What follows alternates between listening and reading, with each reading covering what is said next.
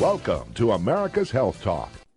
Thank you for joining us. On this, you'll be hearing interviews with health professionals from around the country. One of the biggest issues in healthcare today continues to be how complementary or alternative medicine will become more readily integrated with conventional therapies to forge a new medicine for the 21st century.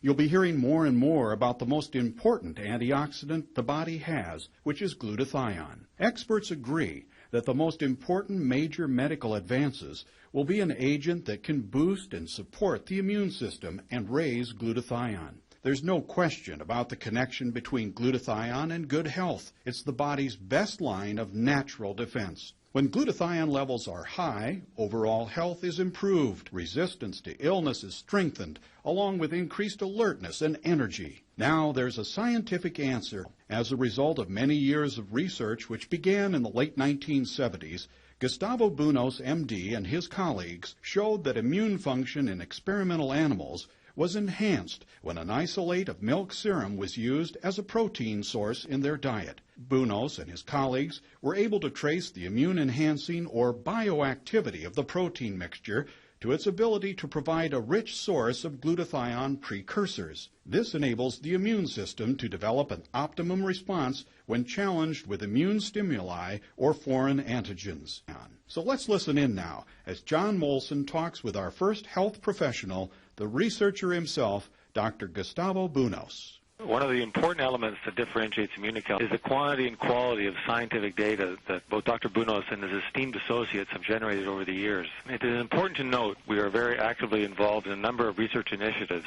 And to that end, we've had 3 medical articles accepted for publication this year. 2 by Dr. Lanz, who is an associate professor of pediatrics at the Montreal Children's Hospital here in Montreal, and 1 by none other than our own Dr. Bounous. Gustav, could you please give us an overview of these 3 papers?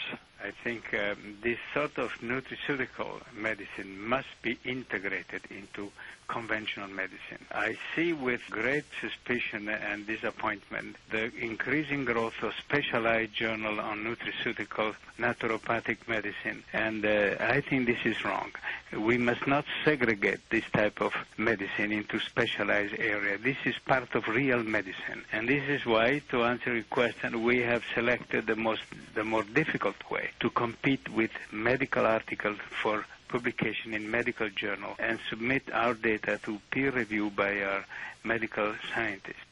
It is only this way that this type of therapy will be accepted and integrated into standard medicine. We cannot start a revolution with having a separate group of people saying something and having doctor on the other hand saying other thing. We must talk the same language using the same scientific method. So that we have, I'll give an example, one of the 3 articles you mentioned is a clear demonstration, the one by Dr. Lanz, is the case of a lady who had bronchopulmonary obstruction.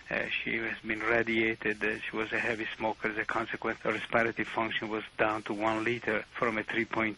She couldn't breathe. Her bronchial system was plugged with mucus, and she was facing a terrible agonizing death. But she did very well on Immunocal, and when I saw her, she was very happy. She was able to breathe, resume her work. She was willing to produce to me data and the table. But I said, well, that's very nice, but I would like you to see another specialist. And she went to see Dr. Lanz, submitted her to a host of tests, and she agreed to do the very uncomfortable thing, to stop taking Immunocal for 3 months, and her situation deteriorated to the point of before.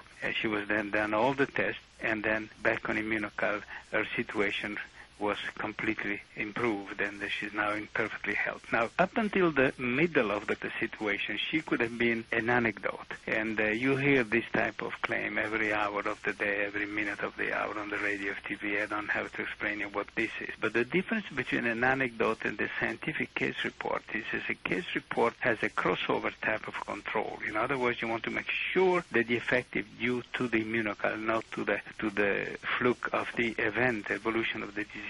So you have to stop taking, put it back, stop taking again until you have absolutely certain. This case has been verified by 2 independent pneumologists and is now being accepted on the prestigious American journal called CHEST, specialized in pulmonary disease. So this is the difference between claim of non-substantiated claim, of testimonial, and a scientific report. And I think on the long run, this method will pay off. It takes more time because we could have had our testimonial a year and a half ago. It is only now we have the case report.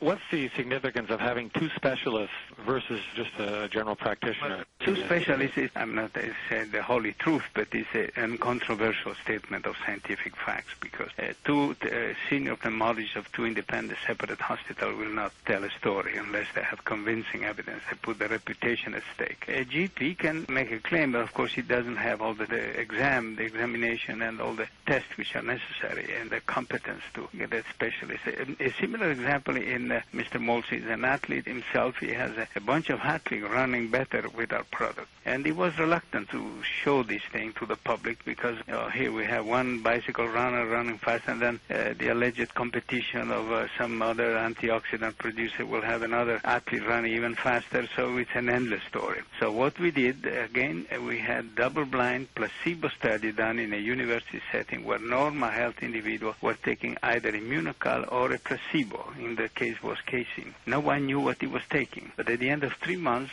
the subject we were taking immunocal showed a 13% increase in volitional muscle performance and a 37% glutathione increase compared to the control. We had no change without exercise, just by drinking this thing. The thing was considered extraordinary by the American Physiological Association. It was selected among 5,000 presentations for news media release, appeared on the Journal of Applied Physiology of October. And the novelty of this thing that was recognized by the peer scientists is that never before it was shown that an antioxidant could increase the volition. Volitional, in other words, is the contraction of the muscle by your own decision. You start running, you go on the bicycle. It had already been shown that the response of a muscle to electrical stimuli was increased by vitamin C or vitamin E, but never before we found increase in this type of strength, which may incidentally explain this improved sense of well-being that many of our patients, including cancer patients and chronic fatigue patients,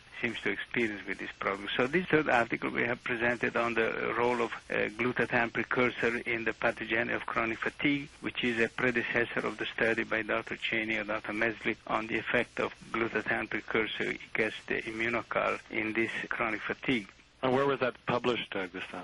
It was published on Medical Hypothesis, which is a respected journal. We published credible theory in the field of medicine. And in fact, we are comfortable to assume that the work, we know already the work of Lanz in young healthy men showed the crucial role of glutathione in muscular performance, and the fact that the patient will had chronic fatigue, have had serious infection, and had their immune system depleted of glutathione because of the continuous challenge. They had viral, bacterial infection, fungal infection. So after that, they have fatigue. This is why so many people who experience infection do experience also muscular fatigue. So there is a competition between immune system, which require glutathione precursor to express its function, and the skeletal muscle, who also require glutathione as an antioxidant to perform the contraction, so that you can either wear one or the other. If you overstrain your muscle, like in overtrained athletes, they do come out with infectious disease, typically upper respiratory infection disease. Or people who had for a year repeated viral bacterial infection, typically they develop fatigue, chronic fatigue, which doesn't seem to respond to any form of treatment. And Dr. Cheney studied 7 of these cases, found they respond well to immunocal, again indicating the crucial role of glutathione and this precursor in the pathogenesis of the syndrome. Most medical scientists are very honest people which deeply care about the health of their patient. They see something unusual, they seem to have an effect, they want to know more about it. This has been my experience. As you've heard, unlike many natural products or supplements you're exposed to today, Immunotech is addressing the real science behind what validates you benefiting from Immunical. This research establishes the common ground that must be present to cross the whole spectrum of complementary health and its ability to merge with mainstream science and medicine. For more information on how you can take advantage of this amazing product, please contact the person who gave you this. You're listening to America's Health Talk.